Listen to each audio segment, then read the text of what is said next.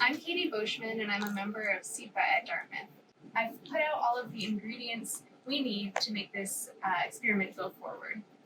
So here I have 2 agar plates. This would be 2 agar plates per student. I have a permanent marker, or 2. I have an incubator, which I will show you shortly, hand soap, hand sanitizer, and here I've put out 3 solutions: bleach, ampicillin, and water. I've also got tweezers and filter paper that I've cut into different shapes: a triangle for the bleach, a square for ampicillin, and a circle for water. So here I've put my initials, and then on side 1 I'm going to write unwashed. This is where I'll wipe my dirty hands. And then on the right hand side of the plate, I'm going to write soap because that's the experiment I'll do. On the other plate, I'm also writing my initials. And then I'm going to write bleach on one side and antibiotic on the other. So again, here's a zoom in of the plate. I have my initials, bleach, and antibiotic written here. And on this plate, we'll be including a control, which I'll describe in a moment. Okay, so I just left and got my hands really dirty. I touched several surfaces, including doorknobs and my cell phone. We wash our hands a lot in the lab, so it can be kind of challenging to get enough grime. But here I am back with my plates, and what I'm going to do is I'm going to remove the lid from my unwashed and soap plate, and I'm gently going to rub my fingers across the unwashed portion only. You have to be careful when you do this not to press too hard, or you could break into the agar and it'll just crack and not work as well. So I've only touched the unwashed side of this plate.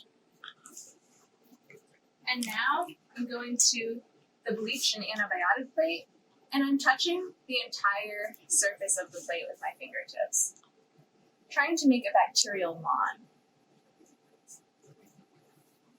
All right. Okay, so now I'm going to go wash my hands.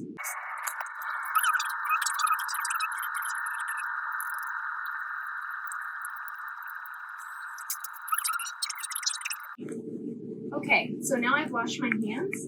I'm going to go back to plate number 1 that has the unwashed side and the soap side. And now I'll remove the lid and lightly touch the soap side only with my freshly washed hands.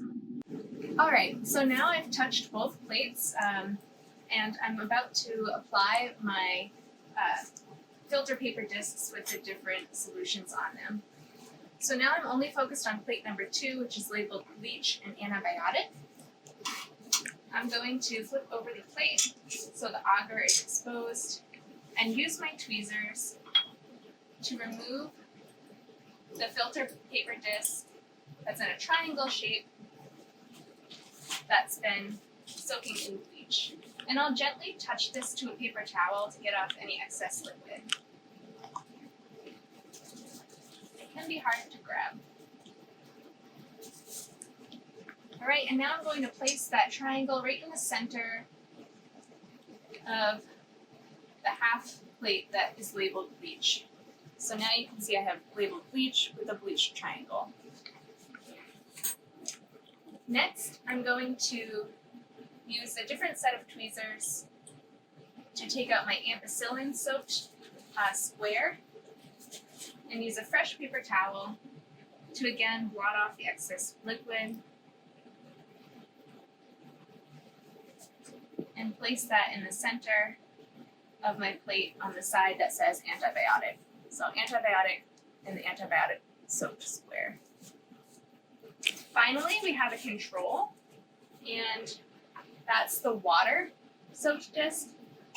The importance of this control is that we want to be sure that any differences in bacterial growth we're seeing are due to the bleach or the antibiotic and not to the filter paper itself. So again, I'm reaching into the water control.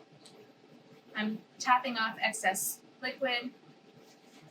And I'm going to place this water disc right in the center on that midline or thereabouts of my antibiotic and bleach plate.